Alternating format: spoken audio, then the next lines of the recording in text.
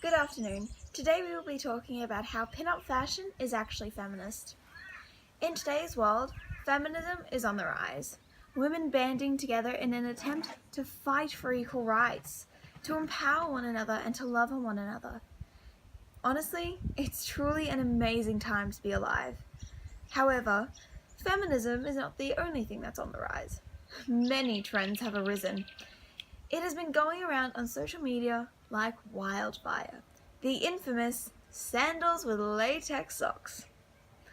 For those few people who do not know what they are, it is the classical women's stiletto with latex socks. And although some trends are unique, to say the least, another trend has arisen. What is this trend? To put it simply, it is vintage and pin-up fashion. In fact, it is fair to say that pin-up fashion is indeed feminist. How, you may ask? Well, first off, this particular style, it has no age limit as it originated in the 50s, an older time period, and it does not have a size limit. It does not discriminate against sizes. Secondly, feminism is all about lifting women up. And this is exactly what the pin-up community does. It raises each other up in a world that teaches women to compete and fight. And finally, it reclaims femininity in an empowering way. Pin-up fashion is more than meets the eye. Pin-up fashion is ageless and accommodates all sizes. Take a look at the fashion runway. Many trends are being set, from big wings on Victoria's Secret angels to fringing on the Vogue runway. But there is another terrifying trend that is present on the fashion runway: eating disorders. That's right, on the fashion runway, models are severely underweight and malnourished. Business Insider found some alarming statistics on models who were on the runway. 3,000 models were surveyed, and out of those, 94% of them were at an unhealthy body mass index of less than 18.5. A former Elle writer by the name of Danielle Prescott, a fashion writer, began a journey to get the body of a Victoria's Secret angel. She wrote an article about this journey of hers and found herself mostly eating steamed vegetables and a supplement shake. Her article was called "Following the 6-Step Victoria's Secret Angel Diet." In fact, even in this article she mentions how a Dr. Passler helped her lose 50% of her current 37.8% body fat. This woman began to eat mostly steamed vegetables and supplement shakes. This type of unhealthy and potentially deadly eating is encouraged in the modern fashion world. However, pin-up fashion does nothing of the sort. Pin-up fashion encourages every woman to love themselves and their bodies. Larger sizes are being continuously updated and added to shops online and in-store. One thing plus-size women are plagued with is the apparent inability to want to wear body-fitting clothes or even semi-revealing clothing. Almost any plus-size clothing store involves the same two key elements: a set of capri pants and a plus-size over-baggy shirt dress. This modern world of fashion is very excluding. However, pin-up fashion is inclusive, not just in size, but in age as well.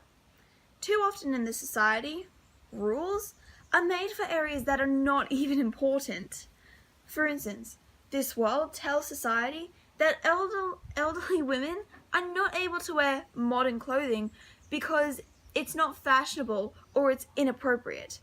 Yet pin-up fashion is inherently from another time, from an older time, allowing more inclusivity into its world. Secondly, pin-up fashion is all about uplifting women. As far as women are in terms of coming to equal rights, it's monumental. Women have never come so far. Unfortunately, though, there is still a level of pettiness. Women still feel the need to compete with one another, to compete for men, compete for the nicest clothing, to look the prettiest. However, there is actually some psychology behind why women are harsh when they're beginning to compete with one another. According to Dr. Lynn Margulies, unlike women, Men are encouraged to be competitive, but in women, it's seen as an unattractive trait. Dr. Margolis claims women's level of cattiness to not being able to channel their aggression in a healthy, positive edge, and through this, it will become inhibited and goes underground, as she puts it. This then turns their potentially healthy banter into secret feelings of envy and even a desire for their friends to fail, all laced with guilt and shame. She then mentions that what looks to be hostile competition between women may actually be masking feelings of insecurity, fear of success, and healthy aggression. Women soon learn to feel guilty over feeling happy for their friends' lack of success. And this type of oppression, telling women how to act, has been around since the early ages. And is exactly something the pinup community fights to be rid of. Women in the pinup community are sassy, and they're open about their competitiveness. And because of this openness, these women, they support one another. They do their best to lift one another up. And pinup women have learned to bend the rules of society, to escape the thresholds of how society tells them to behave, and as such, now support one another. Finally, pinup fashion reclaims femininity in an empowering way. Throughout the centuries, power and self-determination have been attributed to purely masculine traits. This belief was most likely stipulated by the fact that women had to remain at home and take care of the children in the house, a place that would not allow them to grow much ambition for anything. The man would go out and work. He had the confidence. He would have the self-determination. The woman was not meant to have any of that. Soon the idea began to surface that in order to be taken seriously and respected, women needed to emulate men's fashion choices to blend in as much as possible. In fact, in an episode of Horrible Histories, a children's skit show produced by the BBC and featuring on ABC3 on television, it mentions an Egyptian pharaoh by the name of Hatshepsut, a female pharaoh. Now, she was actually a very successful pharaoh. She created many building programs and was indeed loved by her people. But she had one distinct marker. She wore a beard. Beards associated with masculinity, which protected her from being discriminated against. Masculine has always been seen as strong, and feminine has been seen as weak. It is very clear that feminine no longer means weak. In fact, it never meant weak. Take a look at the women who we model after, where the 50s fashion originally started, where the pin-up fashion originally started. They were strong. They not only had to look after children in the house, but these were their ultimate roles. They had to be a nurse, they had to be a housekeeper, a counselor, a maid, and a chef. They had all these responsibilities, and they were incredibly strong and feminine.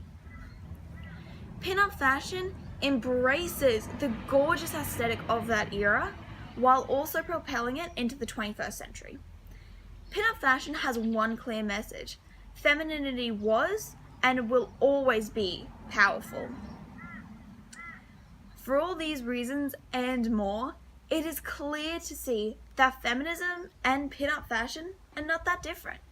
In fact, pin-up fashion is indeed feminist, all the way from its inclusivity of their sizes and ages to the message that pin-up fashion offers.